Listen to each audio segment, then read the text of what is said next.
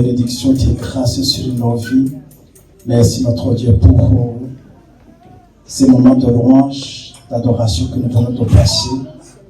Merci pour le reste de ce service. Nous confions toutes choses entre ta main. Saint-Esprit, merci de nous assister. Merci de nous inspirer afin que tout ce que nous faisons ce matin soit pour ta gloire. Au nom puissant de Jésus. Amen. Amen, amen. Gloire à Dieu. Nous bénissons le Seigneur d'être dans sa présence. Je vois qu'aujourd'hui les enfants font service avec nous. Ah non, ok. J'allais commencer à me poser des questions, comment on allait faire. Donc nous bénissons le Seigneur pour toute cette semaine. Voilà, il nous a gardés, il a été avec nous. Et c'est un jour spécial aujourd'hui, vous le savez. Amen. Amen.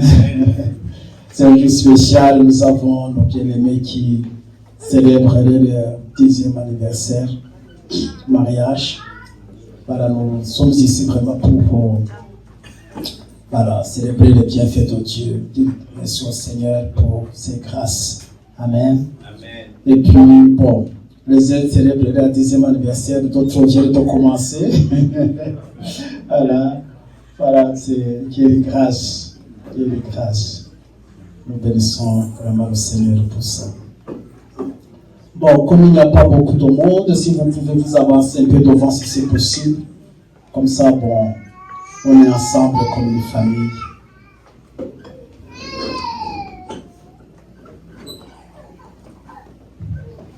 Merci à Dalène, c'est ça? Dalène et Naïma. Merci encore d'être là au milieu de nous. Soyez bénis, soyez bénis.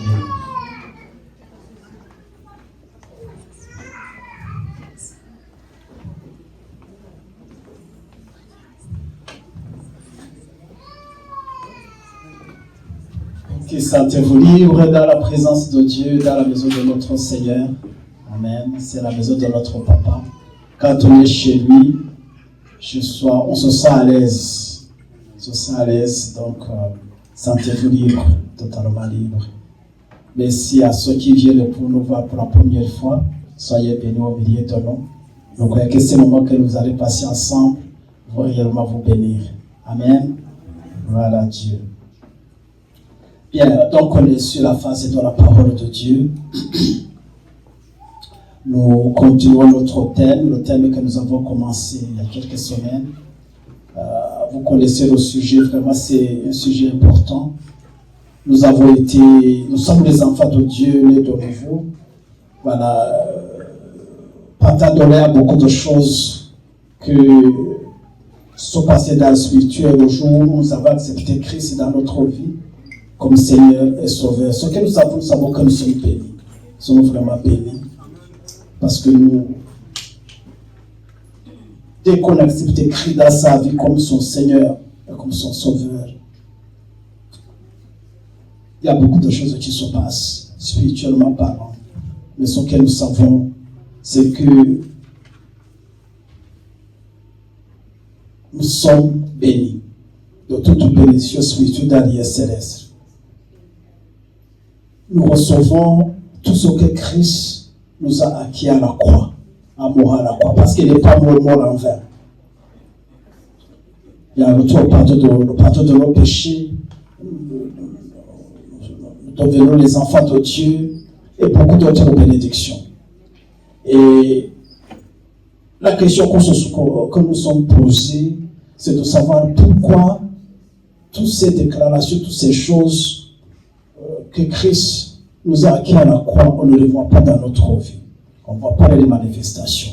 Quelquefois, on prie, on jeûne, on demande de l'aide, mais quelquefois, ça tarde, ça traîne, ça ne vient pas. Il y a des familles où ça ne vient pas. Ça ne se manifeste pas. Donc, ça, question qu'on se pose, il doit y avoir vraiment les raisons. Parce que Dieu n'est pas menteur. Si dit que nous sommes bénis, c'est que nous sommes bénis. Amen. Si dit que nous avons été guéris par la maîtrise de Jésus-Christ, c'est ici que nous avons été réellement guéris. Mais dans notre corps physique, on continue quand même à porter des maladies, à souffrir d'une façon ou d'une autre. Donc, on pourrait dire qu'il y a une certaine contradiction. Mais Dieu n'est pas mentir. Alors, donc le problème n'est pas au niveau de Dieu, c'est à notre niveau. Dieu a déjà accompli tout ce qu'il doit accomplir en Jésus-Christ. Amen. Son Église est bénie. Il a tout. Tout. Mais pour recevoir ce que Dieu nous a déjà donné, c'est de notre responsabilité. Les gens n'aiment pas d'être responsables, mais c'est de notre responsabilité. Si un domaine dans ma vie qui n'est pas béni, ce n'est pas parce que Dieu n'a pas béni. Peut-être que ma position où je suis ne permet pas de recevoir ce que Dieu m'a déjà donné. Peut-être que mon attitude ne permet pas de recevoir ce que Dieu m'a déjà accordé. Imaginez-vous quelqu'un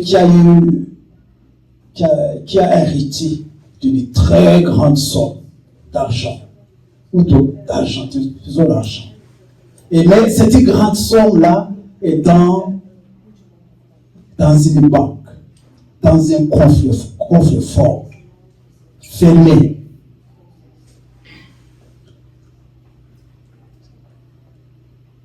L'héritage est dedans, il est là-bas, dans son coffre-fort. Vous savez que un coffre-fort, on ne va pas ouvrir comme ça. Il nous faut le code d'accès. Si on n'a pas de code d'accès, on ne pourra jamais accéder à ce qui est à l'intérieur. La personne a été bénie, richement bénie. Son héritage est là-bas dans son coffre-fort.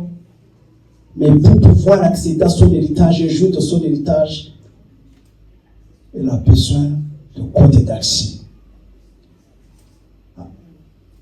Pour que son coffre-fort s'ouvre et puis puisse avoir son héritage, jouir de son héritage.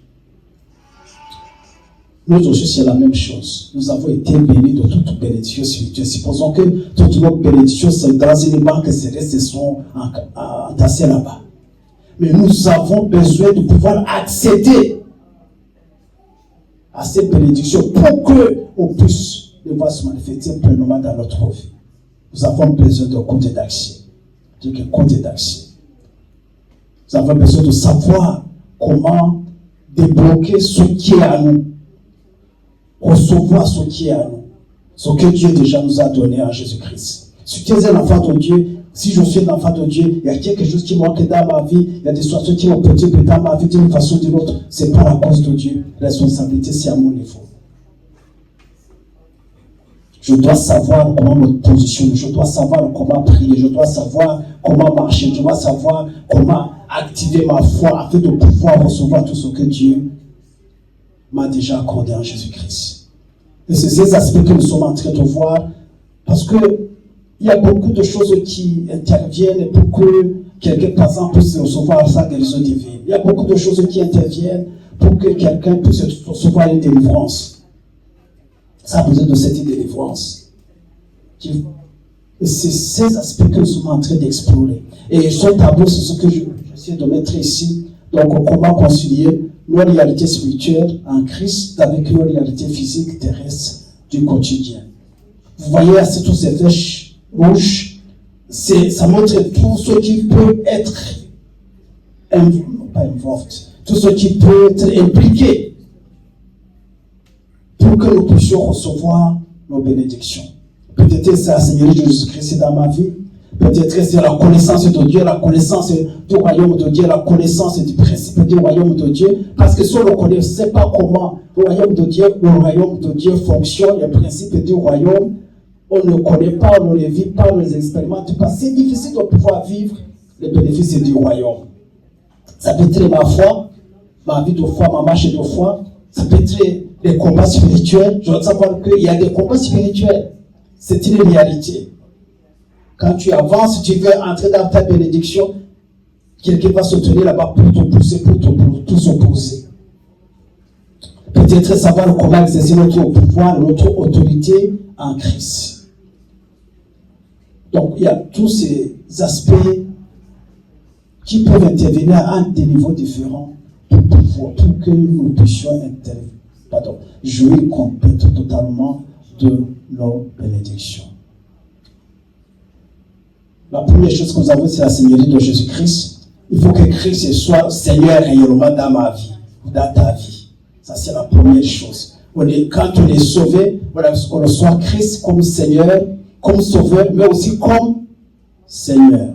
J'accepte que Jésus-Christ soit le Seigneur sur ma vie, Seigneur sur ma maison, Seigneur sur mes enfants, Seigneur dans mon couple, Seigneur tous les aspects de mon existence. L'accepter comme Seigneur et je deviens son serviteur. Nous avons vu donc la Seigneurie de Jésus-Christ, c'est d'aller dans une famille chrétienne. Comment ça se passe, quels sont les signes pour qu'on voit vraiment que son foyer, son couple, cette maison-là est une maison vraiment chrétienne, mais sous la Seigneurie de Jésus-Christ. Parce qu'on peut être chrétien, oui, on a accepté le Seigneur, mais on a accepté Jésus-Christ comme Sauveur, mais pas comme Seigneur. Mais pas comme Seigneur. On est chrétien, mais on continue à mener sa vie à vivre comme on veut. Comme on le sent, comme on le perçoit, comme on le conçoit. Jésus-Christ, il n'est pas d'adéquation dans nos décisions, il n'est pas d'adéquation dans nos orientations. Nous faisons les choses par nous-mêmes. La parole de Dieu même est de là-bas quelque part.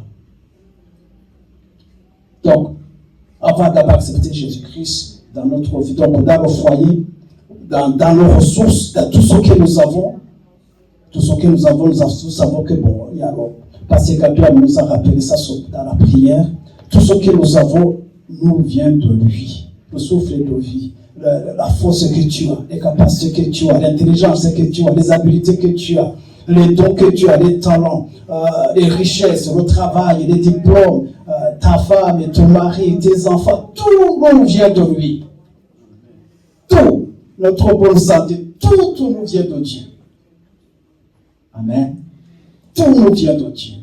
Et quand on a cette perception que, en fait, je n'ai rien vraiment, que je n'ai pas reçu, je n'ai rien que Dieu ne m'a pas tout. Mon corps, mon physique, mon apparence, je n'ai pas choisi de l'être tel que je suis. Pourquoi? J'en sais rien. Je n'ai pas choisi de l'être dans la famille où je suis né. C'est Dieu qui l'a voulu. Tout nous vient de Dieu. Et quand on a cette perception, on a cette conception, on voit ça, on vit, je le répète encore, on devient humble à toutes choses. On ne peut pas se taper la poitrine à quoi que ce soit. Parce que tu n'as rien que tu n'as pas reçu. C'est la grâce de Dieu. Amen. C'est la grâce de Dieu. C'est la grâce de Dieu. Et le point important que nous avons aussi souligné, c'est que nous avons reçu tout cela, les enfants, nos maris, nos femmes, tout pour que nous en soyons gestionnaires. Nous sommes gérants des grâces de Dieu dans nos vies. Si tu as quelque chose, si tu as de l'argent, tu as des travail, quoi que ce soit, tu es placé comme gérant. Gérant des grâces de Dieu, de tout ce que Dieu t'a donné. Et nous savons qu'un jour, il va venir, ce jour viendra certainement. On va rendre compte.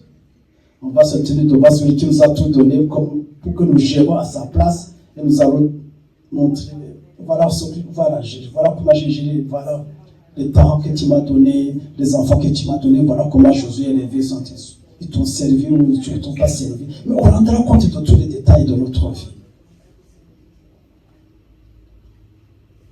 Et vous savez, avoir cette conception, avoir des choses de cette façon, nous permet de vivre dans l'humilité, nous permet de vraiment d'activer notre foi, si je peux ainsi dire, et recevoir encore en abondance les grâces de Dieu dans notre vie. Parce que Dieu sait que nous avons la connaissance, nous avons le discernement, nous avons la sagesse, que tout ce que nous avons, c'est lui qui nous donne et que nous allons gérer tout pour sa gloire. Pour que son nom soit toujours glorifié. Pas pour nous-mêmes. Pas pour nous-mêmes. Mais pour lui. Pour lui. Amen. Et quand on comprend ces choses, on a la révélation de ces choses, on peut vraiment entrer même dans l'abondance du royaume de Dieu. Voir l'abondance des grâces de Dieu dans nos vies tous les jours. Et nous allons continuer à réfléchir sur ces aspects. Nous allons continuer à prier. Nous allons continuer à demander au Saint-Esprit de nous éclairer davantage. Amen. Afin que ces promesses de Dieu, la vie que l'enfant de Dieu doit vivre, ce ne sont pas des choses que nous voyons de loin, mais que ce sont palpables que nous pouvons vraiment témoigner. Voilà ce que Dieu m'a fait. Voilà, j'ai reçu ça. Voilà, j'ai vu la grâce de Dieu. Voilà, j'ai vu l'abondance de Dieu. Mais ça ne se passe pas automatiquement. Nous avons notre responsabilité. Donc, c'est dans cette vision que nous sommes en train d'aller. Donc, l'autre façon, l'autre aspect qu'on va voir ce matin, c'est servir Dieu. Servir Dieu. Servir Dieu. Parce que tout enfant de Dieu est serviteur de Dieu. Tout enfant de Dieu est serviteur de Dieu. Serviteur de Dieu, ce n'est pas se tenir avec le micro. Ce n'est pas venir chanter ici. Il faut qu'on ait de nouveau d'accepter le Seigneur. En tout cas, on n'a pas d'autre choix. On est serviteur. Chacun dans ses capacités, chacun dans ses moyens. On est serviteur de Dieu. Donc nous sommes appelés à servir Dieu. Vous savez, j'ai vu déjà venir à Christ, ils viennent dans la maison de Dieu, ils sont vraiment motivés, ils veulent vraiment être chrétiens. Ils viennent, ils s'asseyent, ils écoutent la parole. 1 mois, 2 mois, ils sont là. Mais à un moment donné, c'est comme ils ne savaient plus où aller. C'est comme si ils ne savent pas pourquoi ils sont là, pourquoi ils viennent. Ils comprennent, ils reçoivent, ils chantent, ils sont bien. Mais à un moment donné, il y a une sorte pas de découragement, mais ils se lassent. Voilà. Ils se lassent à venir et tout ça. Parce qu'ils comprennent, ils ne voient pas, il y a stack. C'est comme ça, pas maintenant qui est dessus, il faut prendre. Ils ne comprennent pas pourquoi ils sont là. Et la plupart du temps, ils commencent à retourner en arrière. Parce qu'en fait, ils n'ont pas compris que ils ont été appelés à servir Dieu. Ils n'ont pas compris que l'appel, c'est de servir Dieu. Alors, quand on n'a pas cette vision, je suis appelé pour servir. En tout cas, à un moment donné, cela c'est même à venir à l'église. On perd même la saveur, la force de venir à l'église. Parce qu'on ne sait pas pourquoi on vient. On prête les oreilles. Après les oreilles, on passe à autre chose. Il y a d'autres choses qui se passent dans la tête. Une fois qu'on est sorti, on a même oublié ce qu'on a prêché, ce qu'on a reçu. Parce qu'on n'a pas de boussole, on ne sait pas pourquoi. Parce que quand on ne sait pas pourquoi, on fait ce qu'on fait, on finit par l'arrêter, on finit par l'abandonner. De façon ainsi. Mais ce matin, bien aimé, je vais vous dire que si tu es chrétien, tu sais que tu as reçu Jésus-Christ dans ta vie comme Seigneur, tu es serviteur de Dieu. Donc tu es appelé à servir Dieu, à être au service de Dieu. C'est ça ton appel, c'est ça ta mission, c'est ça. Ta vie doit être une vie de service à Dieu. Complètement, 100%. Donc ce soir, nous avons donc appelé quelques aspects. La question de savoir quoi, pourquoi, comment, ou tout ça, toutes ces questions, servir Dieu. Comment je dois servir Dieu? Pourquoi je dois servir Dieu? En fait, où je dois servir Dieu? Quand je dois servir Dieu? C'est quoi même servir Dieu? C'est un thème très vaste qui peut être une étude de je ne sais pas combien de temps. On va juste avoir quelques aspects appelés pour servir. Une vie totalement consacrée à Dieu, 100% de Dieu au Seigneur et une relation d'intimité avec Dieu. Donc, on est sauvé par grâce pour servir. Le salut est gratuit. On ne paye pas. On le reçoit par la foi. Quand on reçoit Jésus-Christ, on ne paye rien. On accepte tout simplement Christ dans notre vie. on croit en lui, on l'accepte comme sauveur et comme Seigneur. Et on est sauvé. C'est parce qu'on est sauvé par grâce. Mais pour servir. Amen. Ce n'est pas les œuvres qui nous donnent le salut. Le salut, on reçoit par grâce.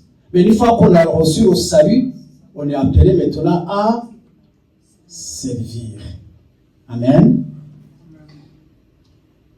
Vous savez, Dieu a fait sortir son peuple d'Égypte pour qu'il puisse le servir, l'adorer. Et lui appartenir entièrement. Comme le sert Dieu. Dieu a fait sortir son peuple d'Égypte. Le but c'est quoi? C'est pour qu'ils aillent le servir. Qu'il soit son peuple, qu'il connaisse son nom et qu'il le serve et qu'il l'adore. C'était ça là pour la mission. C'est pour ça qu'il a appelé Abraham à lui. Et quand son peuple était en Égypte, en esclavage, il les a fait sortir de là. Mais le but ultime, c'était quoi? Pour que son peuple soit son peuple et que son peuple le serve, l'adore. Que Dieu puisse avoir une relation avec lui, avec son peuple. C'était ça vraiment la mission. Donc quiconque est en Christ encore aujourd'hui, par grâce, a été aussi appelé à servir au Seigneur, à être un serviteur pour lui. Et que j'ai mis quelques versets. Quand vous lisez Romains 1, Philippiens 1, Tite 1, Jacques 2, tous ces versets, tous ces serviteurs, tous ces apôtres, ils se déclarent serviteurs de Dieu avant toute chose. Paul, serviteur de Dieu. Jacques, serviteur de Dieu. Tite, serviteur de Dieu. Avant de se nommer apôtre et honnête, ils se positionnent d'abord comme serviteurs de Dieu. Amen. C'est pas on est serviteur, après on peut devenir pasteur, on peut devenir apôtre, évangéliste, mais avant tout, on est au service de Dieu. Et qu'on est dans cette position, alors Dieu peut nous appeler dans occuper des postes spécifiques. Pasteur, chantre, ou que dirais-je encore, évangéliste, intercesseur. Donc Dieu nous appelle dans des différentes dimensions. Mais la première chose qu'on doit comprendre, c'est qu'on est serviteur ou servante de Dieu. Amen. Et je pense que cela nous manque aujourd'hui. Ok, c'est le pasteur, les anciens, ceux qui sont devant nous, on est un peuple un peu assis. Non. Il y a tout le monde, tout dans la maison de Dieu, tous ceux qui sont en tout cas nés de nouveau sont appelés, ils ont cet appel, ils ont cette mission de servir Dieu. Comment, où, tout ça c'est autre chose. Mais la première chose de comprendre, c'est servir. C'est pour ça que les gens qui, comme je le disais tout à l'heure, qui acceptent le Seigneur et qui ont la grâce de Dieu de comprendre cela, Dieu qui commence à être dans l'église, il commence à demander ce qu'ils doivent faire. Qu'est-ce que je dois faire? Souvent, on les limite parce qu'on sait qu'ils ne sont pas encore prêts. Mais ils ont cette grâce de comprendre, ils sont là en fait, non pas pour s'asseoir, mais pour servir. Ils ont une révélation. Je peux faire quoi? Qu'est-ce que je peux faire? Voilà où vous me voulez véritablement. Ils ne viennent pas s'asseoir un mois, 2 mois, 3 mois. Non. Ils sont agités à servir. Le plus souvent, comme je le disais, on les demande de patienter un peu le temps qu'on les forme, le temps qu'ils ont les bases et les fondements dans la parole de Dieu, afin de commencer maintenant à faire quelque chose. Amen. S'ils se lancent alors qu'ils ne sont pas prêts, alors là, c'est vraiment les exposer à leur moment. L'ennemi va les attaquer alors qu'ils ne sont pas encore bien préparés.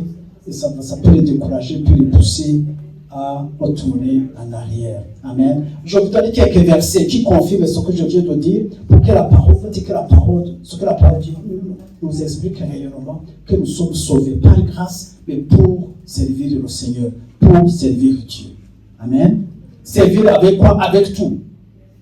Avec tout notre être, avec tous nos biens, avec toutes nos capacités. On verra ça plus on va progresser dans cette étude.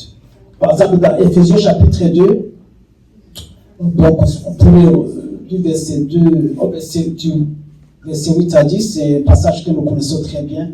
Amen. En tout cas, dans cette assemblée, nous connaissons bien ce passage. Il dit, car c'est par la grâce que vous êtes sauvés. Amen. Par le moyen de la foi. Maintenant, verset 10, il dit, nous sommes son ouvrage, ça c'est verset 10, ayant été créé en Jésus-Christ pour de bonnes œuvres que Dieu a préparées d'avance afin que nous les pratiquions. Amen. Donc, nous sommes son ouvrage ayant créé en Jésus-Christ pour de bonnes œuvres. Amen. Tu as été appelé à pratiquer ces bonnes œuvres. Tu as été appelé à servir Dieu. Amen. Donc, l'homme est sauvé par grâce au moyen de la foi. Ça, nous le savons. Amen. On ne paye pas le salut on le reçoit. C'est un don de Dieu qu'on reçoit par eux. C'est un don de Dieu qu'on reçoit. Amen. Mais pour servir dans les bonnes œuvres, ces bonnes œuvres, Dieu nous a déjà préparé de la parole de Dieu. Amen. Donc, vois ta position bien-aimée à partir d'aujourd'hui. Tu as été sauvé par grâce, tu as accepté au Seigneur. C'est une grande expression que Dieu t'a faite. Mais maintenant, pour ta responsabilité maintenant, c'est prier pour entrer dans son service. Pratiquer ces bonnes œuvres que Dieu nous a déjà préparées d'avance. C'est ça dans Éphésiens 2:8, je pense qu'il y a un autre verset. Tite 2:14, il dit, il s'est donné pour lui-même, pour nous, afin de nous racheter de toute iniquité et de se faire un peuple qui lui appartient, zélé pour les bonnes œuvres. Amen. Il s'est donné pour nous racheter, pour que nous soyons son peuple, pour que nous appartenons à lui.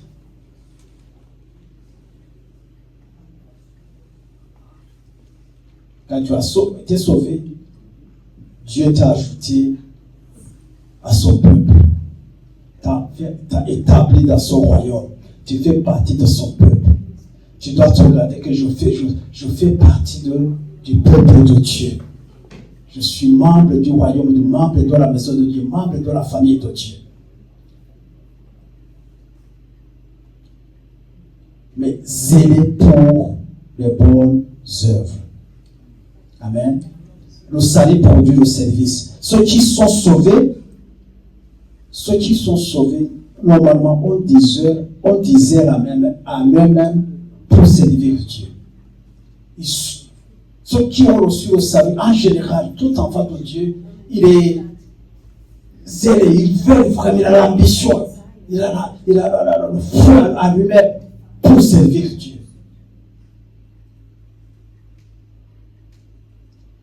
Pour servir Dieu. Donc, le manque de zèle à être au service du Seigneur,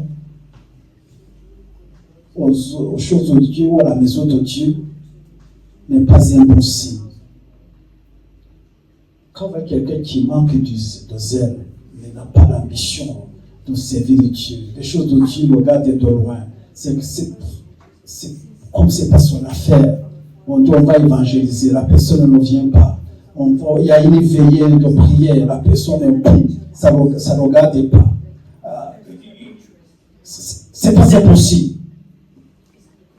On peut conclure beaucoup de choses, mais je ne conclue rien ici. Amen.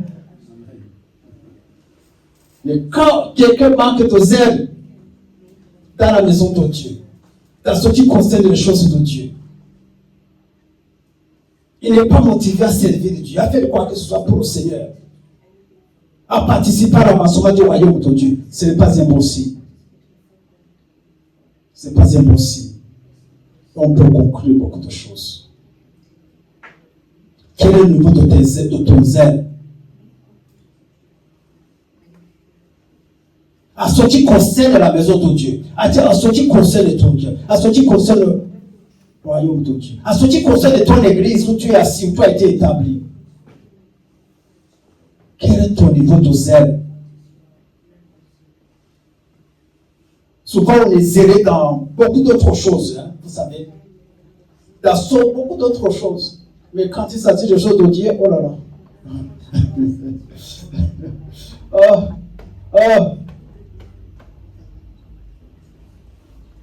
Il nous a sauvés pour que nous puissions nous appartenions. Amen. Et que nous ayons du zèle pour son royaume. Amen. Tu es sauvé pour servir. Tu es sauvé, tu dois avoir du zèle pour les choses de Dieu. Du zèle pour l'avancement du royaume de Dieu. Si tu sais que tu es établi ici dans cette maison, que Dieu t'a fait t'établir dans cette maison, tu dois être zélé pour cette maison. Pour le bien-être de cette maison. Parce que c'est la maison de Dieu, parce que c'est la famille de Dieu. Si tu n'as rien, tu viens, tu t'assois, tu te lèves et tu t'en vas dimanche après dimanche. Tu ne sais pas ce qui se passe. C'est qu'il y a un problème. On doit voir Dieu, cette flamme qui est au fond de nous.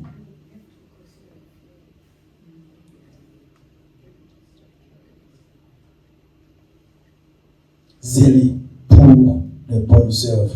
Zélé pour servir Dieu. Zélé pour la gloire de Dieu. Zélé pour l'avancement du royaume de Dieu. Zélé pour le salut des âmes. Zélé pour annoncer la bonne nouvelle. Zélé pour prier pour les malades. Zélé pour avoir la compassion de ceux qui sont dans les souffrances.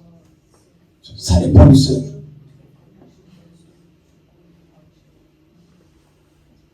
De Corinthiens 5, verset 15, il est dit, il est mort pour tous, et il est mort pour tous, afin que ceux qui vivent ne vivent plus pour eux-mêmes, mais pour celui qui est mort et ressuscité pour eux. Encore une fois, une fois que tu es sauvé, tu as accepté au Seigneur, une chose est sûre, tu ne peux plus vivre pour toi-même. C'est fini. C'est fini. Ta vie ne t'appartient plus. Peut-être avant tu gérais ta vie comme tu voulais, tout, mais une fois que tu as fait ce pas-là, c'est fini. C'est fini. Ta vie n'est plus pour toi. Maintenant tu vis pour, et tu dois vivre pour le Seigneur.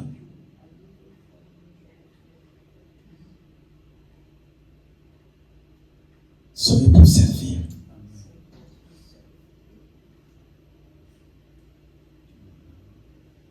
Sauvé pour vivre pour Dieu. Sauvé pour vivre pour le Seigneur. Sauvé pour faire connaître le nom de Jésus-Christ partout dans le monde.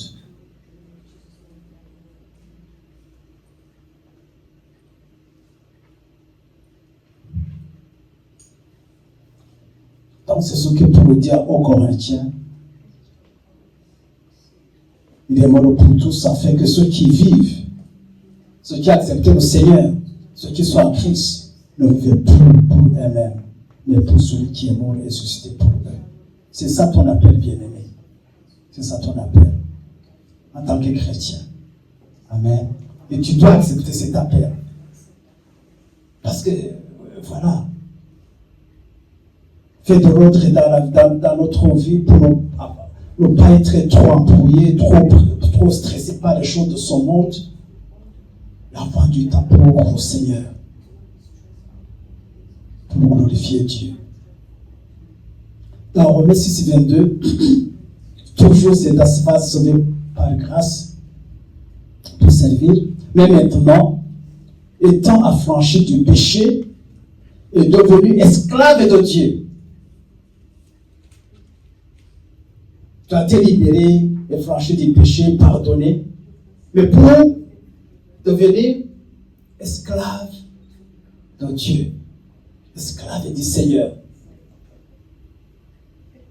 Vous avez pour fruit la sainteté, pour fin la vie éternelle. Donc, pour ce qui m'intéresse ici, affranchi, sauvé, libéré, pardonné de tout péché, de toute iniquité, tout. Mais pour devenir maintenant esclave de Dieu.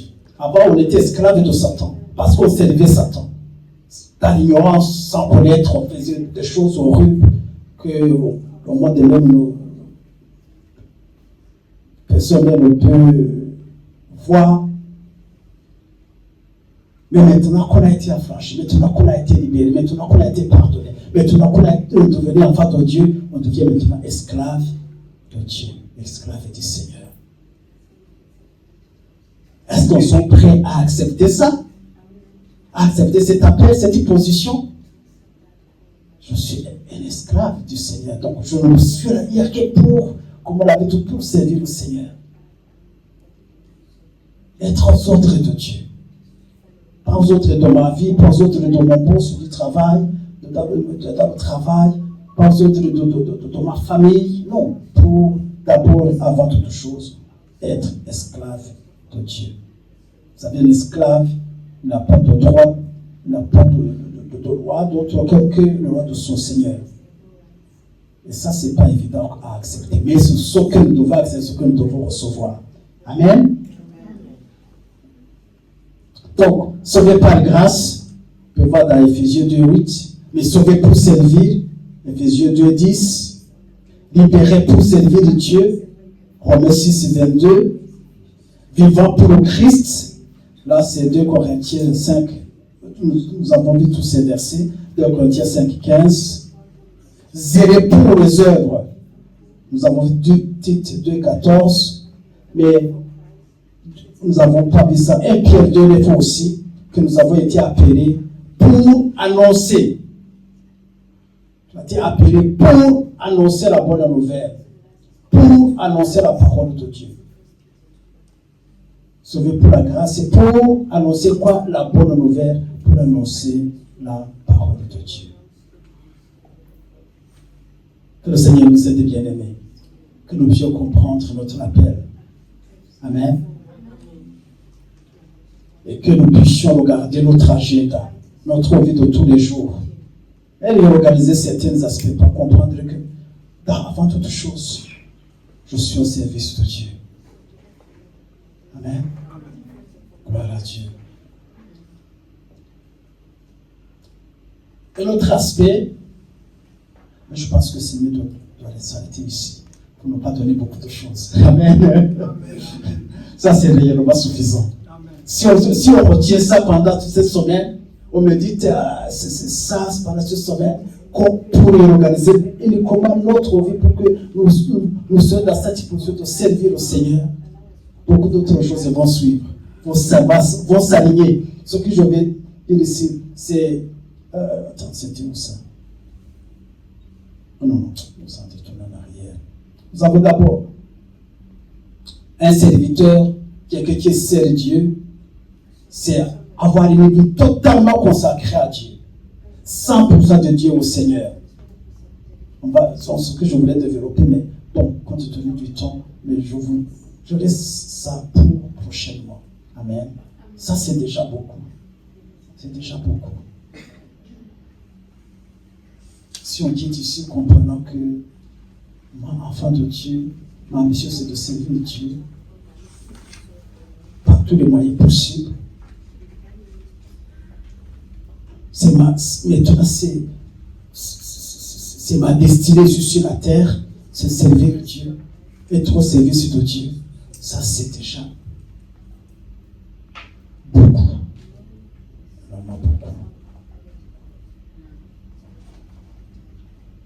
Alors, quelle est ta position par rapport à ce que dans la maison de Dieu, par rapport à Dieu?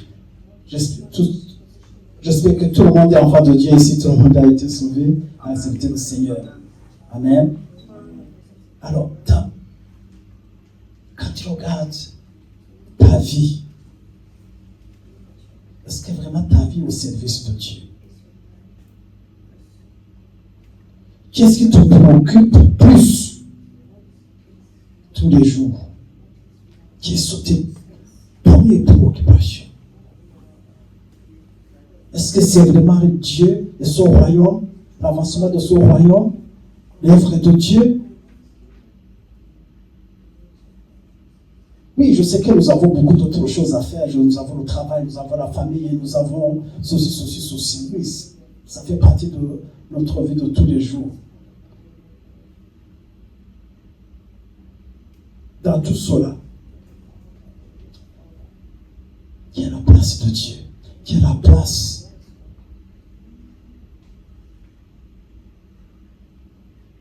que tu réserves au Seigneur, à son Église, à servir dans l'Église. Qu'est-ce que tu fais dans l'Église même? Quel est ton poste? On verra ça sur Dieu. Pour servir, et on doit savoir où tu dois avoir des repères pour servir. C'est dans sa maison, c'est dans l'église où il t'a établi. C'est pas suffisant, on peut faire beaucoup d'autres choses, mais le repère fondamental, c'est je suis dans l'église, qu'est-ce que je fais dans l'église? Parce que nous sommes ici tous ensemble, comme une seule personne, à l'unité, faire avancer le royaume de Dieu. Quel est ton poste, quelle est ta part de responsabilité dans cette mission?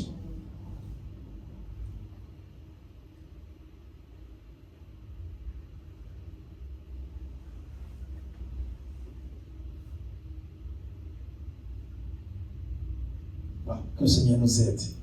Amen. Que nous soyons de vrais serviteurs de Dieu.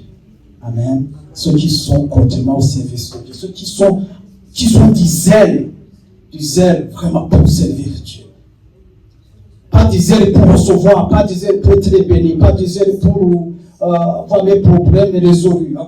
Pas du zèle pour... Non, du zèle pour servir Dieu. Il dit chercher d'abord le royaume de Dieu, sa justice. Et tout le reste, et toutes les autres choses, ça va être comment? Il faut donner en plus. Amen. Et nous avons renversé ce verset. Nous le lisons à l'envers. On court. Sans arrêter. Tous les jours, toutes les semaines et tous les mois. Dis non. Connaissez, cherchez, poursuivez, cherchez le royaume de Dieu. Servez-moi tout simplement. Et les autres choses qui tracassent le monde vont vous poursuivre.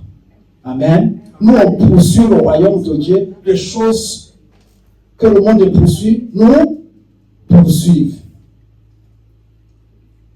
C'est ça le principe du royaume. Ça, c'est des principes puissants dans le royaume de Dieu. Amen. C'est à l'envers. C'est par exemple donner et recevoir. Dans le monde, il faut garder, il faut thésauriser, il faut que ça, le compte augmente. C'est totalement opposé dans le principe du royaume de Dieu. Donne et te sera donné. Au centime, on donne, on s'enrichit. Et quand on a abandonné du monde, si je donne, qu'est-ce qui va me rester?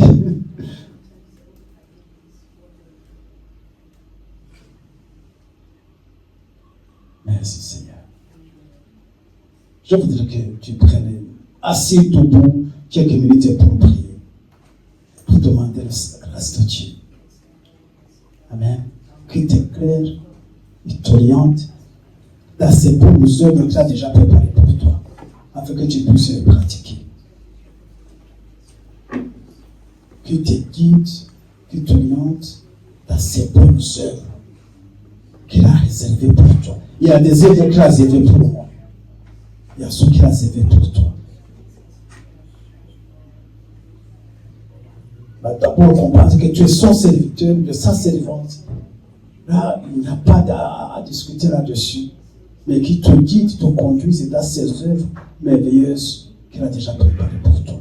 Que tu ne laisses pas sans rien faire, sans rien accomplir. Comme cette fois quand le moment viendra pour rendre les comptes, tu arrives là-bas de toutes les façons, bon, tu iras avec eux, on va te montrer, voilà ce que tu as fait, voilà, bon serviteur. Entre, bon serviteur. Tu as été fidèle, Tu as été excellent. Tu as eu un zèle de ma maison. Merci Seigneur. Nous prions. Demandons la grâce de Dieu. Tu connais où tu es, tu connais ta position. Mais ce que je vais te dire est tout simplement ce matin. Tu appartiens au Seigneur. Et Dieu veut que tu le serves. Que tu sois son serviteur. Tu es déjà serviteur, mais il faut s'engager maintenant. Sur le poste que tu occupes, il ne faut pas que posséder ses vacants.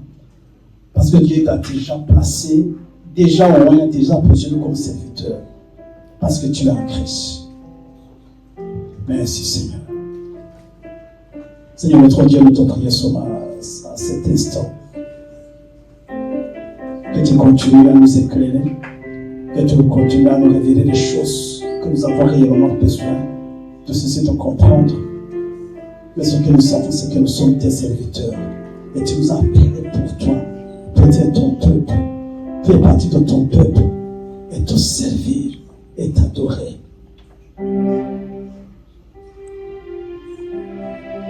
Que tu puisses avoir du plaisir à nous. Et que nous puissions faire connaître ton nom. Dans ce monde.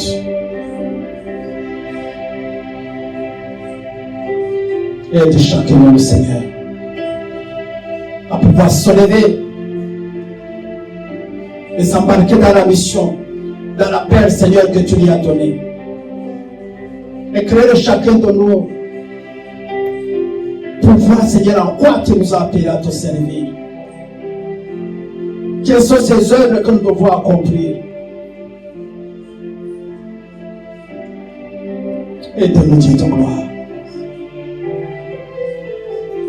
Nous refusons d'être oisifs, être tout simplement là, sans rien accomplir, sans rien apporter à l'avancement de ton royaume. Alors que toi, tu nous as aimés, et tu nous as arrachés de ce monde, et tu nous as fait grâce, Seigneur, de te connaître. Et tu nous as établis, Seigneur, dans ta maison.